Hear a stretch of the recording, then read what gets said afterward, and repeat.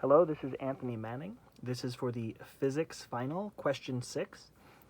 And this was a short question. This was about a drop of water that is going down a chamber, and I couldn't think of what a chamber was at all. So I just drew a vial. This is the first thing that would come to mind. It was going at 7.5 meters per second, and my x value is 1/12. So right off the bat, my first thought was, since you're asking for kinetic energy, that formula would be 1/2 equals mv squared. And that's easy just to plug in and find. I thought about this question a few times, and I may be missing some things that I'm not certain of. I thought maybe there's probably a friction that's changing the mass as it drops down.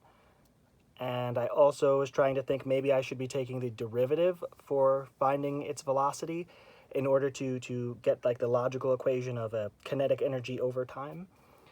But instead I just used the velocity formula, and I plugged that in with the initial velocity at 0, the final velocity at 7.5, and then solved with gravity, and I just solved for time in order to get that much time, and 0.76, just say 0.76 seconds.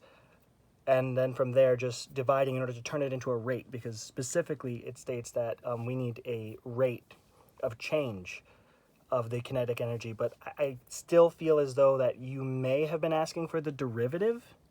I'm not certain. I feel as though this is what the question's asking for, but hopefully this seems right. The only question I do wonder is if I was supposed to calculate some type of friction based off of this, but there was no information given for that, so I just settled with this answer of 4.116 joules per second, and that was my final answer. Thank you, Professor.